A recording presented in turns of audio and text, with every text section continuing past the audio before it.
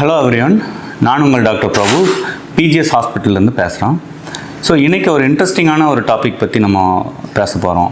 Cardiac டிபார்ட்மெண்ட்டில் பொறுத்த வரைக்கும் ஹார்ட் ஃபெயிலியர் அப்படிங்கிறது வந்து ஒரு மிக முக்கியமான ரோல் ப்ளே பண்ணுது. ஸோ அந்த ஹார்ட் ஃபெயிலியர் அப்படின்னு என்னென்னா இருதய செயலிழப்புன்னு சொல்லுவோம். ஸோ இதையும் வந்து போதுமான அளவுக்கு நம்ம உடம்புக்கு தேவையான ரத்தத்தை வந்து பம்ப் பண்ண முடியாத ஒரு சூழ்நிலையை தான் வந்து ஹார்ட் ஃபெயிலியர் அப்படின்னு சொல்லுவோம். ஸோ இது என்னென்னா இது கம்ப்ளீட்லி வந்து ஒரு ஆர்கான் இன்னொரு ஆர்கான் வந்து டிபெண்ட் பண்ணி இருக்கிறதுனால இதய செயலிழப்பு ஒரு ஸ்டேஜுக்கு போயிட்டாங்க அப்படின்னாவே வந்து நிறைய காம்ப்ளிகேஷன்ஸ் வரும். ஸோ நான் ப்ரீத் பண்ண முடியாது, அடிக்கடி வந்து நுரையீரலில் நீர் கோர்த்துக்கலாம், ஸோ காலில் வந்து வீக்கங்கள் வரலாம். இதுதான் வந்து இதய செயலிழப்புன்னு சொல்லுவோம். அவங்க வந்து கம்ப்ளீட்லி வந்து ஒரு இண்டிபெண்ட்டாக இருக்க முடியாத ஒரு சூழ்நிலைக்கு தள்ளப்படுவாங்க பேஷண்ட்டு. ஸோ அடிக்கடி வந்து ஹாஸ்பிட்டலைசேஷன் ஆக வேண்டிய ஒரு சூழ்நிலைகள் வரும். சம்டைம்ஸ் வந்து உயிரிழப்புகள் கூட நேரிடலாம் நீங்கள் அதை ப்ராப்பராக ட்ரீட் பண்ணலை அப்படின்னா. ஸோ இதை வந்து ரெண்டு டைப்பாக நம்ம வந்து இதை வந்து பிரிக்க முடியும். அதாவது எப்படின்னு கேட்டிங்கன்னா அக்யூட் ஹார்ட் ஃபெயிலியர் அப்படின்னு சொல்லுவோம், அதே மாதிரி க்ரானிக் ஹார்ட் ஃபெயிலியர் அப்படின்னு சொல்லுவோம். அதே மாதிரி மோஸ்ட்லி வந்து பெரியவங்களுக்கு வரக்கூடியது எதனால எல்டர்லி பீப்புளுக்கு வந்து இந்த ஹார்ட் ஃபெயிலியரில் காரணங்கள்னால வரும் அப்படிங்கிறதை நம்ம பார்க்கணும். அதே மாதிரி யங் ஏஜில் இருக்கிறவங்களுக்கும் ஹார்ட் ஃபெயிலியர் வர்றதுக்கான வாய்ப்புகள் மிக மிக அதிகம். ஸோ இப்போ நம்ம காமனாக எடுத்துட்டிங்க அப்படின்னா அக்யூட் கொரோனரி சிண்ட்ரோம் அப்படின்னு சொல்லுவோம், அதாவது வந்து ஹார்ட் அட்டாக். ஸோ இந்த ஹார்ட் அட்டாக் வந்து அதனால வந்து மெக்கானிக்கல் காம்ப்ளிகேஷன்ஸ் அப்படின்னு சொல்லுவோம். ஒரு பேஷண்ட்டுக்கு வந்து மாரடைப்பு வர்றப்போ வந்து அந்த இதய தசைகள் வந்து டேமேஜ் ஆகும். ஸோ அந்த மாதிரியான டேமேஜ் ஆகிறப்போ மயோகார்டியல் இன்ஃபாக்ட் வந்ததுக்கப்புறம் டேமேஜ் ஆகிறதுனால ரொம்ப சிவியர் ஹார்ட் ஃபெயிலியருக்கு வந்து அவங்களால வந்து போகக்கூடிய வாய்ப்புகள் வந்து நிறைய இருக்குது. அதே மாதிரி வால்வுலர் ஹார்ட் டிசீஸ்ன்னு சொல்லுவோம்.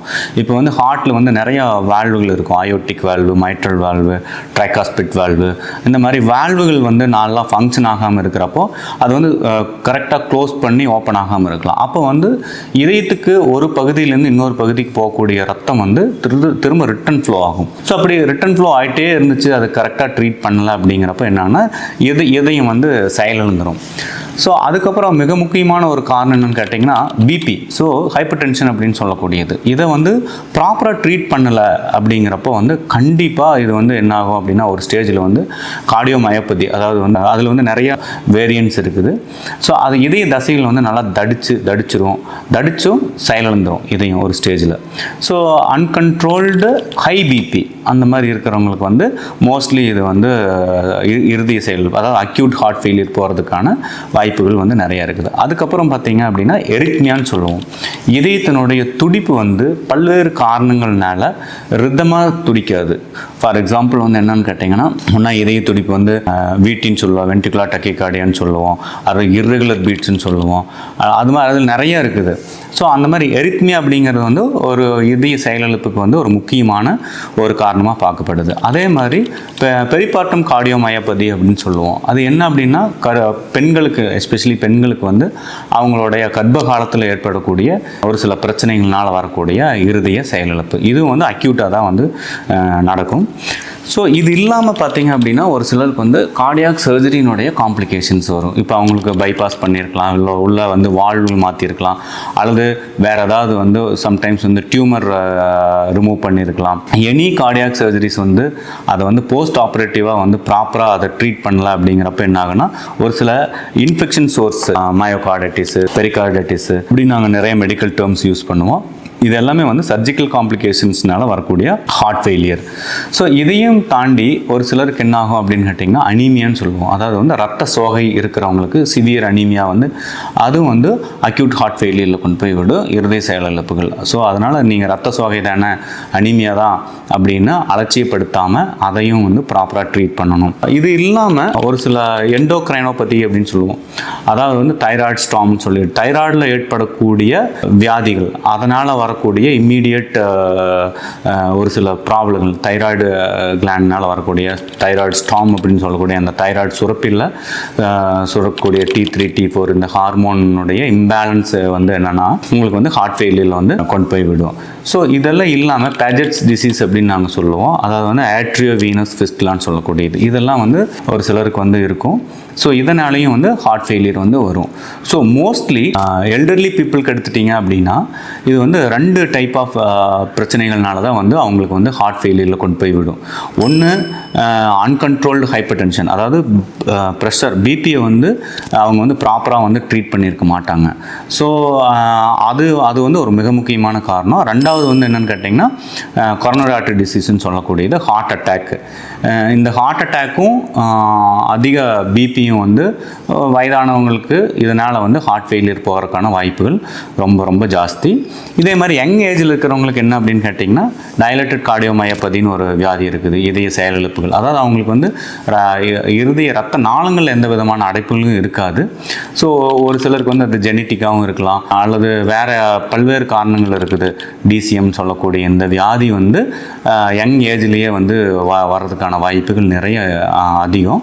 அதனால் வந்து இருதய செயலிழப்பு வந்து அவங்களுக்கு இருக்கும். அதே மாதிரி அரித்மியா, சீரற்ற இதய துடிப்புன்னு சொல்லுவோம். அது வந்து அதை எப்படி டாக்டர் கண்டுபிடிக்கிறதுனா வந்து எலக்ட்ரோஃபிசியாலஜிக்கல் ஸ்டடின்னு இருக்குது. இசிஜி எடுத்தாவே அது மோஸ்ட்லி உங்களோட எந்த ஒரு டாக்டர்னாலையும் அது கண்டுபிடிச்சி உங்களுக்கு சொல்ல முடியும். ஸோ அதுக்கு ஃபர்தராக இன்வெஸ்டிகேஷன்ஸ் இருக்குது, அதை கண்டிப்பாக சரி செய்யக்கூடிய ஒரு வியாதிகள் தான். ஸோ இது இல்லாமல் கன்ஜெனிட்டல் ஹார்ட் டிசீஸ் அப்படின்னு சொல்லுவோம். குழந்தைகள்லேயே வரக்கூடிய ஒரு சில இருதய பிரச்சனைகள், ஒன்றா ஹோல்ஸ் இருக்குன்னு சொல்லுவாங்க, இல்லை அப்படின்னா வாழ்வில் ஏதாவது பிரச்சனைகள் இருக்கும், இல்லைன்னா பெரிய இரத்த குழாய்கள் வந்து இடமாற்றம் இருந்திருக்கும். ஸோ இதனால் வந்து வரக்கூடிய ஹார்ட் ஃபெயிலியர் வரும். ஸோ இது இல்லாமல் ரொம்ப முக்கியமானது வந்து என்னென்னா மயோகார்டைட்டிஸ் அப்படின்னு சொல்லுவோம். ஸோ இதனாலையும் வந்து இருதய செயலிழப்பு வந்து வரும். ஸோ இன்றைக்கி பொறுத்த வரைக்கும் இந்த அக்யூட் ஹார்ட் ஃபெயிலியர் அப்படிங்கிறத பற்றி நம்ம பார்த்துருக்குறோம்.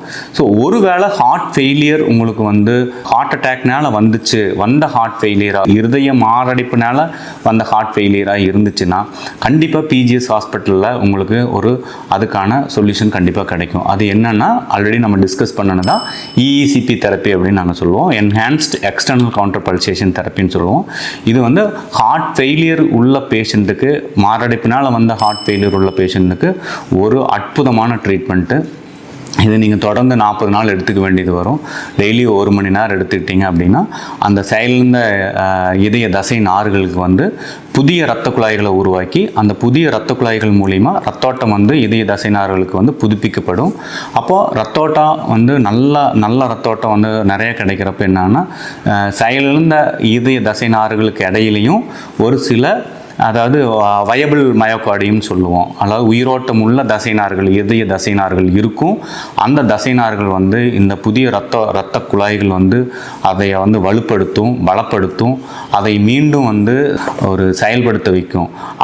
அந்த மாதிரி செயல்படுத்துகிறப்ப என்ன ஆகும் அப்படின்னு கேட்டிங்கன்னா உங்களுடைய பம்பிங் திறன், capacity, injection fraction of the heart அப்படின்னு சொல்லக்கூடிய அந்த பம்பிங் கெப்பாசிட்டி வந்து இம்ப்ரூவ் ஆகிட்டே வரும். எங்ககிட்ட மோஸ்ட் ஆஃப் த பேஷண்ட்ஸ் வந்து பார்த்திங்கன்னா நாங்கள் இன்ஜெக்ஷன் ஃப்ராக்ஷன் வந்து பார்த்திங்கன்னா 15%, ஈவன் 12 வரைக்கும் கூட நாங்கள் எடுத்துருக்குறோம், சரி பண்ணியிருக்கிறோம். ஸோ இஇசிபி மட்டும் இல்லாமல் அதுலேயே லேட்டஸ்ட்டாக வந்து ஆக்சிஜனேட்டட் இஇசிபி தெரப்பி அப்படின்னு சொல்லுவோம். ஸோ அந்த மெத்தட் வந்து ரொம்ப லேட்டஸ்ட். இப்போ அது எங்கள் ஹாஸ்பிட்டல் மட்டும்தான் இந்தியாவிலேயே நாங்கள் பண்ணிகிட்ருக்குறோம்.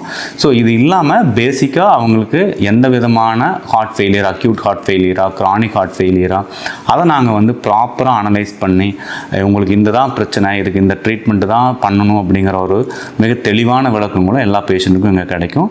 அது பிஃபோர் நீங்கள் இசிபிக்கு முன்னாடியே நாங்கள் வந்து என்னென்னா மெடிக்கல் மேனேஜ்மெண்ட் வந்து எங்களுக்கு ரொம்ப பக்காவாக இருக்கும்.